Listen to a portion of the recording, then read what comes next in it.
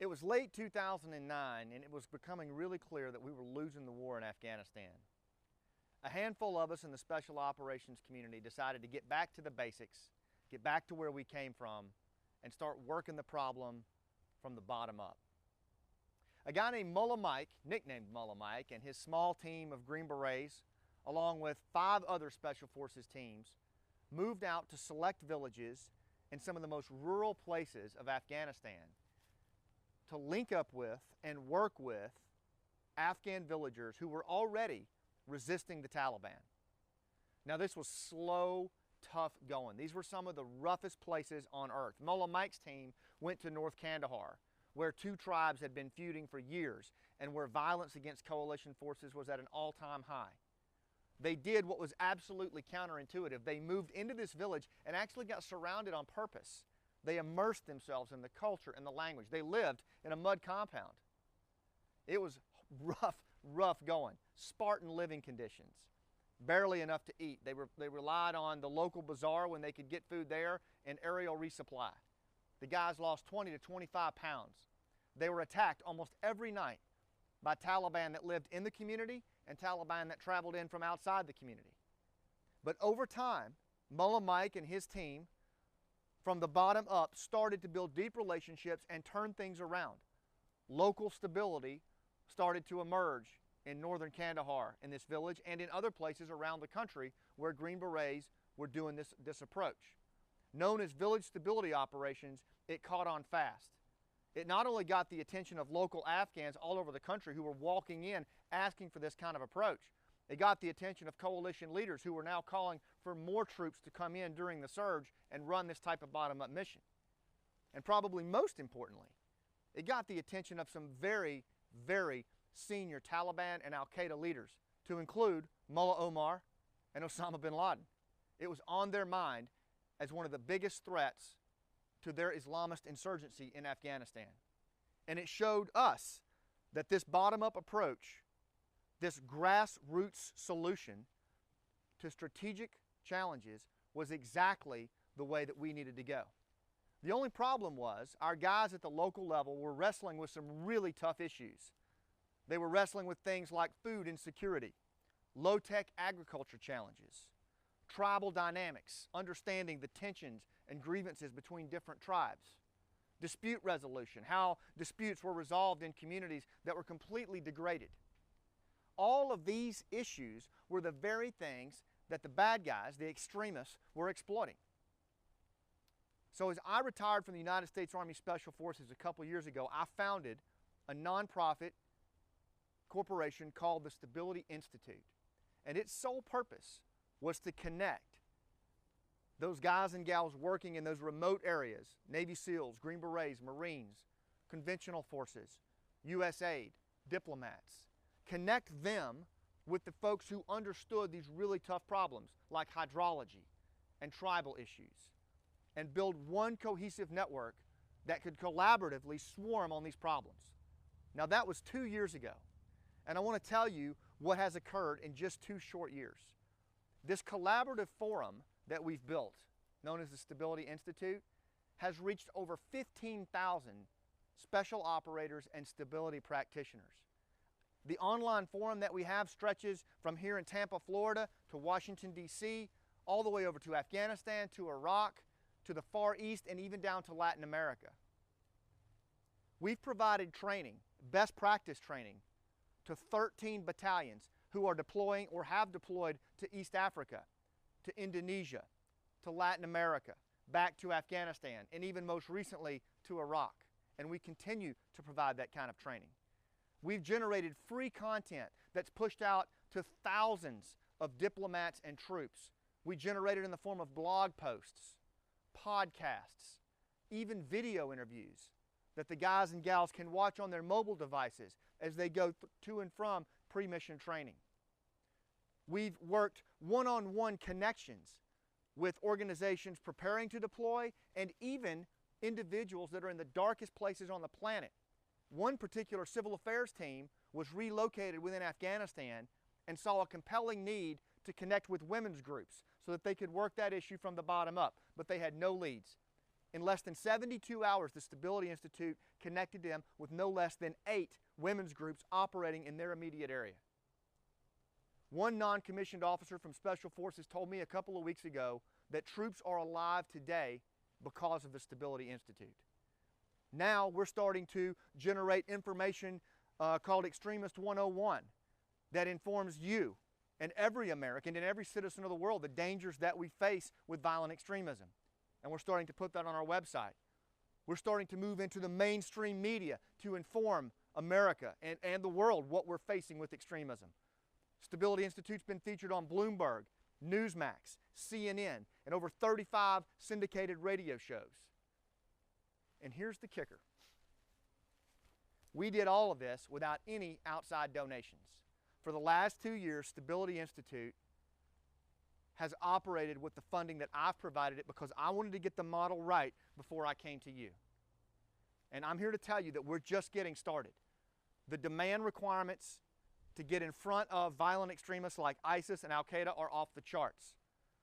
The requests coming in from the American people, from our allies, even from politicians to better understand this problem, from our troops and diplomats are off the charts. But it's time for all of us to step forward, and I need your help on taking this thing to the next level. I need your help on growing the Stability Institute's capacity to support our troops and diplomats and to do the things that need to be done in this fight against violent extremism. It's absolutely critical. Now, I know what you're thinking. You know, what can I do? What can one person do? What can a group of us do? But I'll tell you, I travel all over the country speaking and training on this issue. And while you may think that you're kind of alone on this and that you're the only one that sees it and no one cares, it's just not the case. There are tens of thousands, hundreds of thousands of Americans, allies, and citizens of the world who are tired of watching groups like ISIS and Al-Qaeda run all over the place with complete abandon. There are people who value freedom, values, family, and they're tired of putting up with it. There are thousands upon thousands of people, even in these dark places, that are resisting. Village Stability, the strategic program that it became, started at the grassroots level with just a handful of folks who saw the need to do it. And this is no different. We can absolutely do it from our level. We can absolutely push this thing forward. Look, I don't buy this stuff that America doesn't care anymore or that people in the world don't care anymore. You know, I don't buy the fact that everybody's tuned in to seeing what the Kardashians are going to do next and just don't have time for America. Sure, there's people like that, but we don't have time for them anyway. There are a whole bunch of us who know that work needs to be done, that change needs to be ushered in, and we're the ones to do it. It's been done throughout American history, and it's no different today. Now, Stability Institute is absolutely postured to help lead this effort, and we fully intend to do that. But in order to do it, I want to propose to you a way that we come at this thing, a grassroots approach to a strategic dilemma. Here's what I'm suggesting. First of all, I think that we have to continue to expand the critical life-saving and mission-enhancing stability training that we're providing to our troops and diplomats. Let me tell you what I mean. Things like hydrology issues, tribal dynamics, low-tech agriculture, dealing with droughts. These are the things that are going to have to absolutely be answered for in places like Yemen and Syria and Africa, even here in the United States, because those are the issues that are exploited by the bad guys.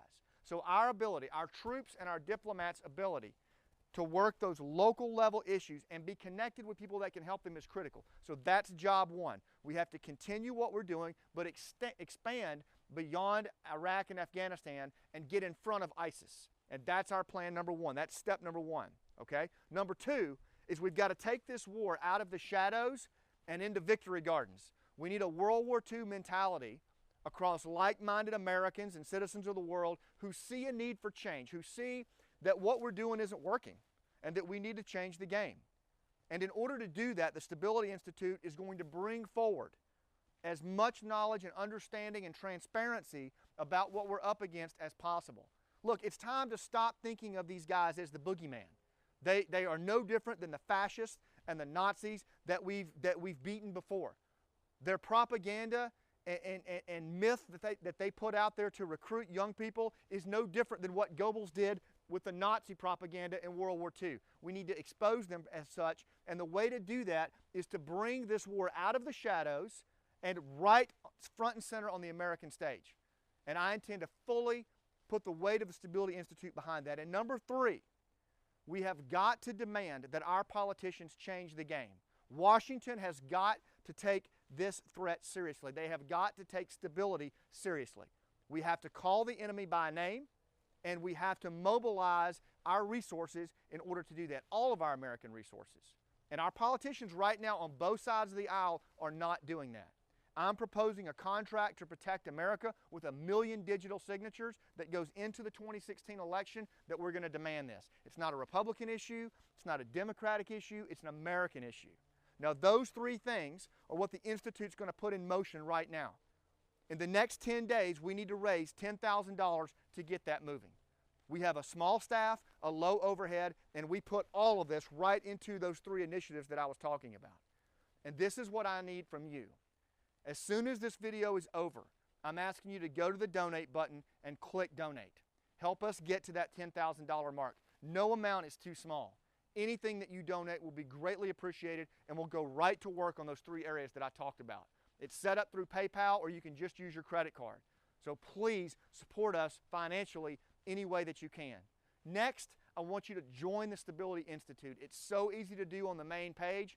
Join our membership. You'll have access to all of our content, and you'll get blog updates from me usually every week, and I'll let you know what's going on with all of those three initiatives, with expanding our life-saving support to our troops, with informing America about violent extremism, and with the contract to protect America, where we demand change from our politicians.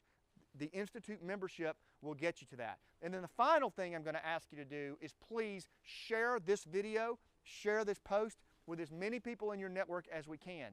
We need our tribe to come together and demand grassroots change, local change that will grow. Now you're probably thinking again, how is that really going to make a difference? Let me give you an example.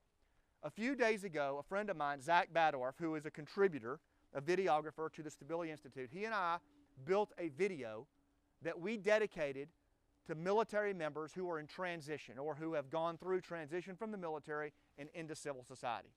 It was a video that we built. It's only 6 minutes long. I encourage you to watch it. That is a message of hope and outreach that you know, you can do this. You can transition to civil society. In less than 6 days, the video was shared by 700,000 people. So I don't buy the Kardashian argument. I just don't buy it. There's too many of us out there willing to step up and get things done. And so I'm counting on you to do that. So once again, I ask you, when the video is over, please go to the donate button, help us raise that $10,000 in 10 days, and help us protect America and protect citizens of the world, push violent extremism out once and for all. This is Scott Mann, and thanks for watching.